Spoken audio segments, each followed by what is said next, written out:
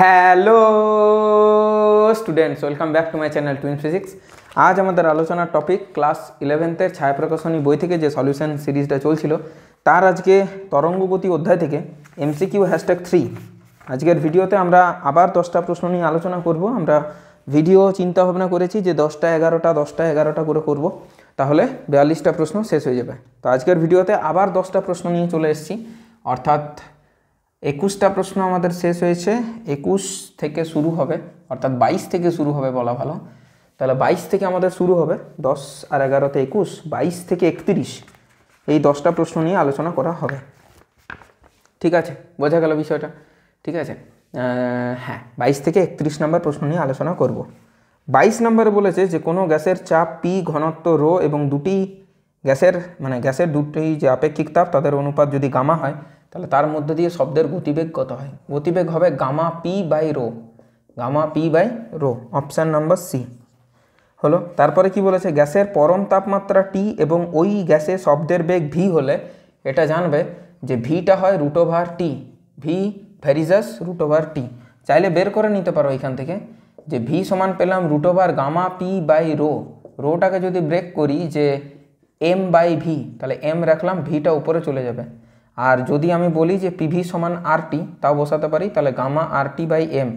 এখন যে মাধ্যমে বইছে সেই মাধ্যমের আণবিক ভর যদি ধ্রুবক থাকে এবং সেই মাধ্যমের সেটা অবশ্যই গ্যাসীয় মাধ্যম হবে, গ্যাসীয় মাধ্যমেই তো এটা শব্দের বেগ, তার যদি গামাটা কনস্ট্যান্ট থাকে আর আর তো কনস্ট্যান্ট বটেই, তাহলে V প্রপোর্শনাল উইথ √T, এটা চলে এলো এখান থেকে। তাহলে এটা হচ্ছে তোমার option number B, option number B. 24 নম্বরেরটা কি বলেছে? 24 নম্বরেরটা বলেছে যে উষ্ণতা স্থির থাকলে বায়ুতে শব্দের গতিবেগ চাপ বাড়লে বৃদ্ধি, চাপের ওপর নির্ভর করে না।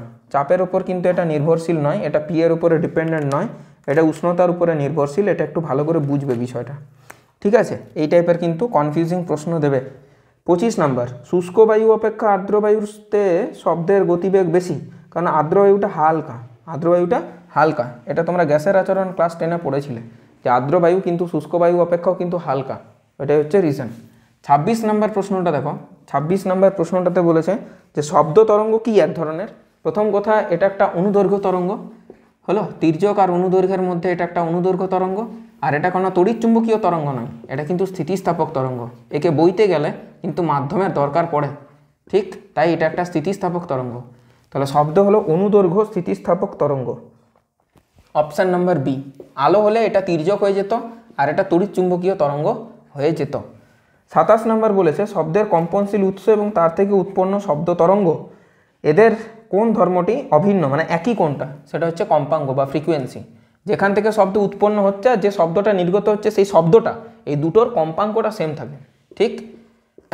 28 নম্বর, কোনো জড় মাধ্যমের মধ্য দিয়ে শব্দের বেগ ওই মাধ্যমের কোন ধর্মটির ওপর নির্ভরশীল নয়? অপশান এ, আগেও বললাম, চাপ। চাপের ওপর কিন্তু এটা ডিপেন্ডেন্ট নয়, উষ্ণতার উপরে নির্ভরশীল, ঘনত্বের উপরে নির্ভরশীল।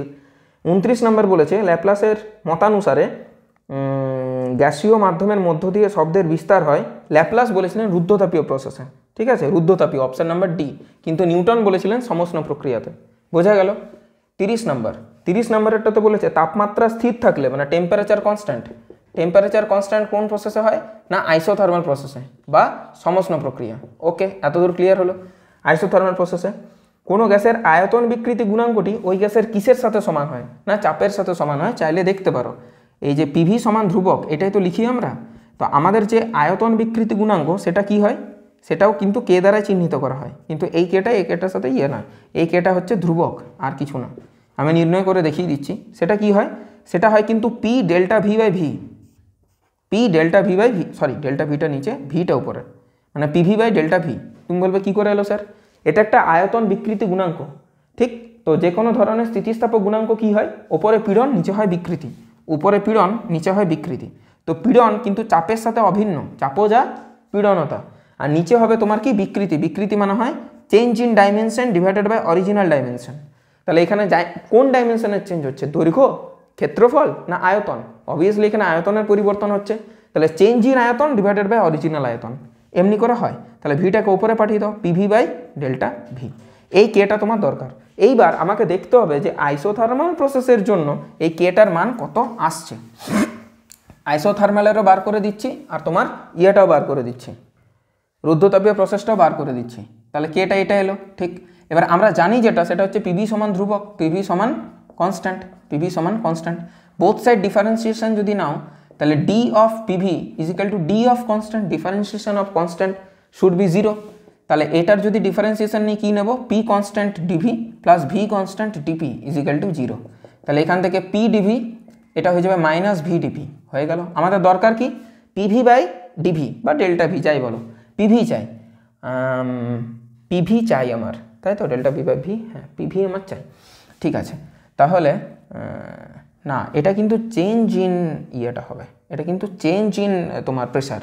হ্যাঁ, পীড়ন মানে হচ্ছে প্রেসারের কি পরিবর্তন এলো, পরিবর্তনটা, ঠিক আছে, এটা কিন্তু change in pressure, change in pressure divided by change in প্রেসারটা এই ক্ষেত্রে পীড়ন হয়, নাহলে এটা পাওয়াটা পসিবল না, এটা আমার ভুল হচ্ছিল, এটা হচ্ছে বিষয়। তাহলে এই ক্ষেত্রে যদি আমরা করি যে ডিপি বাই আগে একটা মাইনাস থাকে, কারণ আয়তনটা যদি বাড়ে ডেল্টা পিটা কমবে, কারণ এখানে একটা কি ধরে, আইসোথার্মাল প্রসেস ধরে, যার আয়তনটা বৃদ্ধি পাবে তার ডেফিনেটলি ডিপিটা কমবে, তার জন্য একটা অলরেডি নেগেটিভ নিয়ে নেয় যাতে এই কেটা নেগেটিভ না আসে। ইটস শিওর যে DP V by delta V, DP V by delta V, এটাকেও ডিভি নিল, হ্যাঁ এটা ঠিক, এটা শিওর যে এই যে DP V by delta V এটা নেগেটিভ আসবেই। তাহলে নেগেটিভ যেহেতু আসবেই আমি শিওর, তাই আগে আর একটা নেগেটিভ নিয়ে নেওয়া হয় যাতে কেটা নেগেটিভ না হয়, কেটা যাতে পজিটিভ হয়, এটা বিষয় ঠিক। তাহলে সেই ক্ষেত্রে আমরা যদি করি minus DP V by delta V, এটা যদি করি ডিপি ভি বাই ডেল্টা ভিটাকে এই পাশে নিচে নিয়ে এলাম, তাহলে কে পড়ে থাকলো একা, পি। আচ্ছা এইটাই কি কে নয়, ইয়েস এটাই কিন্তু কে।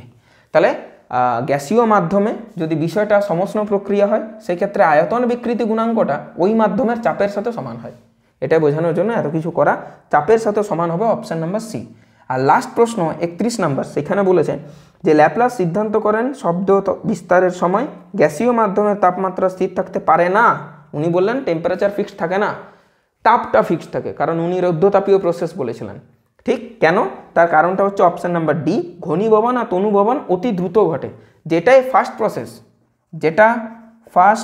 প্রসেস সেই প্রত্যেকটা জিনিস কিন্তু অ্যাডিয়াবেটিক বা রুদ্ধতাপীয়, আর যেটাই হচ্ছে স্লো প্রসেস সেই প্রত্যেকটা হচ্ছে আইসোথার্মাল বা সমষ্ণ প্রক্রিয়া, এটা হচ্ছে বিষয়। বোঝাতে পারলাম অপশান নাম্বার ডি এর সাথে এটা হলো ম্যাচ। এই একই ধরনের প্রশ্ন 32 তোমাদের দেওয়া আছে, এখানে করে দিয়েছে জিনিসটা, তো 32তে আমি আবার এই জিনিসটাকে, এখানে তো রুদ্ধতাপীয় প্রসেসে তো পিভি সমান ধ্রুবক নয়, P V to the power gamma সমান ধ্রুবক, সেই ক্ষেত্রেও আমি এই কে এর মানটা বের করে দেখিয়ে দেবো, যেটা পি হয় না গামা পি হয়ে যায়, গামা টাইমস বেড়ে যায়, গামা পি হয়ে যায়।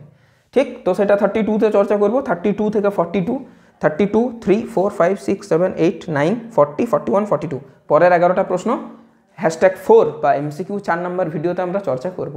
খুব ছোট ছোট ভিডিও হচ্ছে যাতে প্রত্যেকটা জিনিস তোমরা মাইনিউটলি বুঝতে পারো, তরঙ্গগতি তোমাদের একটা দরকার ছিল, প্রয়োজন ছিল, সেটার জন্য বিষয়টা এত ব্রেক করে করা হচ্ছে। দেখা হবে নেক্সট ভিডিওতে এমসিকিউ পার্ট 4 নিয়ে। টিল দেন পড়াশোনা করো, সুস্থ থাকো, ভালো থাকো, টেক কেয়ার, বাই।